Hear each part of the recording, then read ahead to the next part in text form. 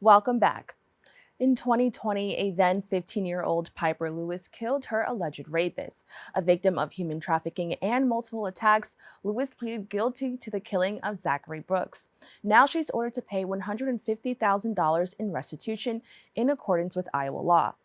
Joining me to discuss this ruling and the impact it could have on sexual abuse survivors is the executive director of the New York City Alliance Against Sexual Assault, Emily Miles. Emily, thank you so much for joining me. Thank you for having me. Now, this is a tragic story about a very young woman or young girl. Can you tell me what you know about Piper Lewis's story?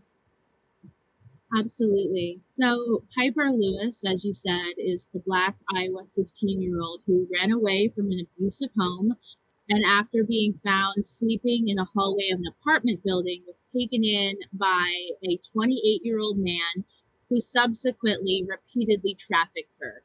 One of those men was a man named Zachary Brooks, who was 37 years old. He repeatedly raped Piper over the course of weeks. And on the final night, she was forced at knife point by her trafficker to once again go with Zachary Brooks. After she was repeatedly raped yet again, she took a knife from the bedside table and stabbed Brooks multiple times, killing him. Despite Piper being a child and a rape victim, she was actually charged as an adult with first degree murder, though it was pled down to lesser charges. And she was sentenced in September to 5 years probation, community service, and to pay $150,000 to the family of her rapist, as is required by Iowa law. So you mentioned that, the $150,000, it was a little bit less than what she was initially given. But, what were your initial thoughts, regarding this ruling? Yeah, I think I and many others who around the country were really appalled by this ruling. When delivering the sentence, the judge noted that his hands were tied regarding forcing Piper to pay the $150,000 in restitution.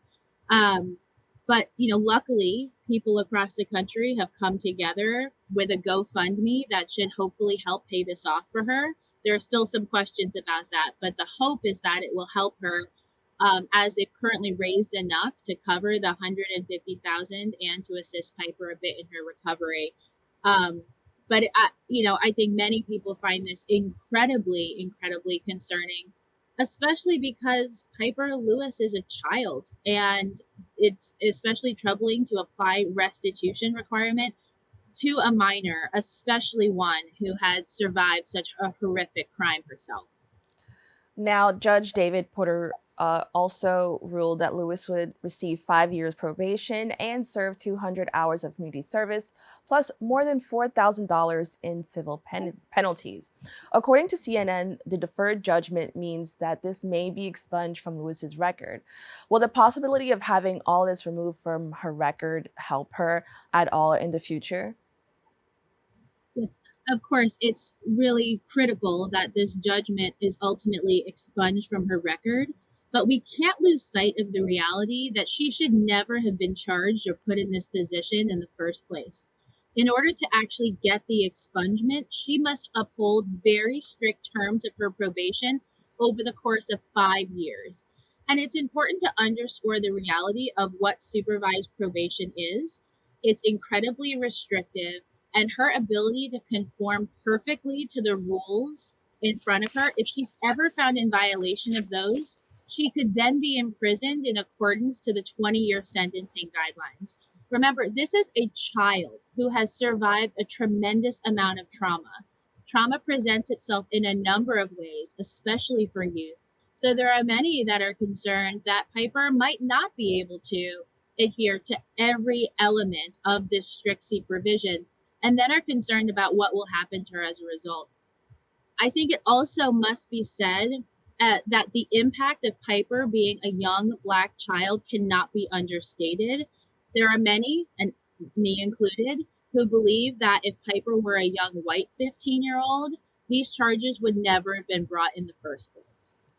Now, I'm like really glad that you brought that up. Can you just talk about, because a lot of people don't want to talk about it, or just assume that obviously people who are victims of this all deserve to be heard and listened to. But can you talk about how her experience may differ as she go on throughout life? And you also mentioned that because she's a kid, it is probably going to be very hard for her to kind of deal with those consequences, and she could possibly end up back in prison.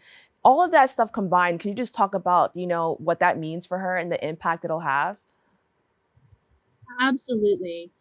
Piper is a child, and whenever anyone experiences high level of trauma, like the trauma of trafficking and repeated rape, that trauma will present itself across the life course in a variety of different ways. That's especially true for youth who are still learning coping mechanisms and ways to work through this trauma in the long run. Something else that must be said is that Piper was actually adopted. She was adopted at 3 years old by a family that reportedly was incredibly emotionally abusive as she was growing up as well. So these are compounded traumas in Piper's life that we hope is that over the course of the upcoming years, she will be connected with quality mental health treatment that will give her some of the skills to help work through this trauma. Unfortunately, that type of quality treatment can be difficult to come by, especially for survivors of sexual assault. Now, can you talk about how our society seemingly punishes victims or survivors of sexual assault and abuse?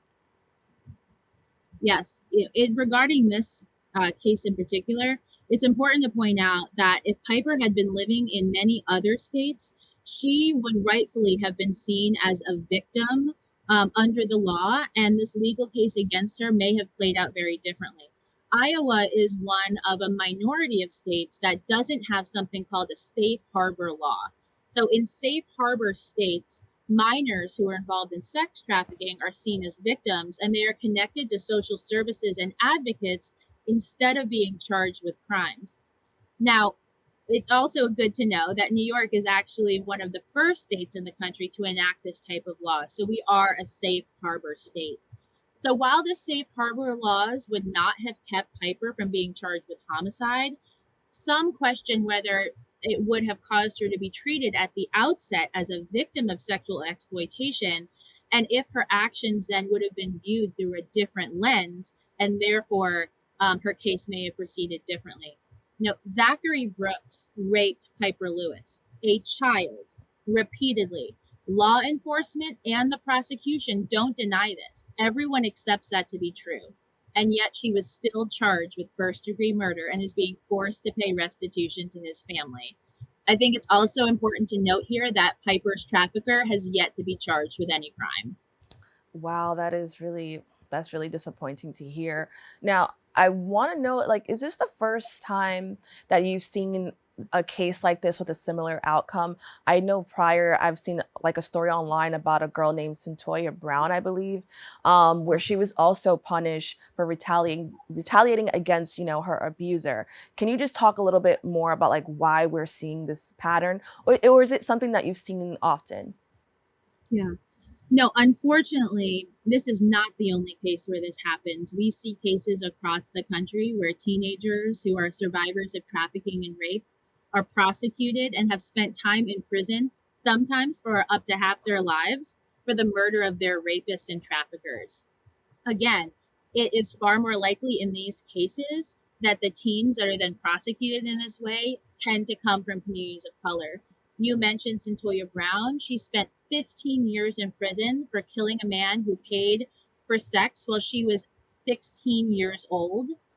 She wasn't released until 2019 after advocates came to her assistance in the wake of the Me Too movement. So her sentence was then commuted and she was released. And she's actually now an advocate for other teens who have been put in these types of positions. But again, it's really important to note that victims that are frequently treated in this way are and have killed their abusers are often victims of color. Now, Lewis was a very vulnerable young person who, like, as we mentioned, is a victim of human trafficking. Can you just tell us a little bit more about the statistics regarding teenagers and sexual assault or abuse? Absolutely.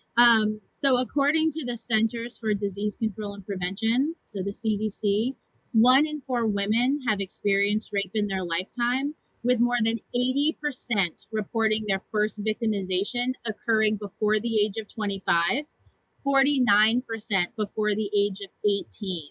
1 in 2 women report unwanted sexual contact in their lifetime, and 80% of those victims report that happening before the age of 25. So while sexual assault impacts everyone, no matter age, race, gender, or sexual orientation, the numbers make it very clear that first instances of victimization are far more likely to occur among young women or those who identify as women under the age of 25, and especially under the age of 18. And I personally find that to be a chilling statistic. I think it's also important to state that we as a society, we're never going to incarcerate our way out of numbers like this. The only way that we as a community will fundamentally change these numbers is through a deeper investment in sexual violence prevention initiatives that stop violence before it even begins. And I'd also like to know your thoughts on, Yeah. because you mentioned earlier that the person who trafficked Piper still has not, received any consequences. Should our justice system be doing a little bit more in regard to that? Because, clearly they found her guilty of something, but the person who put her in that situation is still possibly walking free. Can you just talk about how our justice system needs to do a little bit better in that regard? Yeah, I mean, unfortunately, there's not a lot of information about the trafficker. In fact, this person hasn't yet even been publicly identified. And so there are a lot of questions about what's happening in that part of the case. That said, there are a number of things that our criminal justice system can do better in order to support survivors. One, treating every survivor in a trauma informed way, understanding the impact that sexual assault can have on a survivor, and especially understanding, kind of getting rid of this idea of the myth of the perfect victim.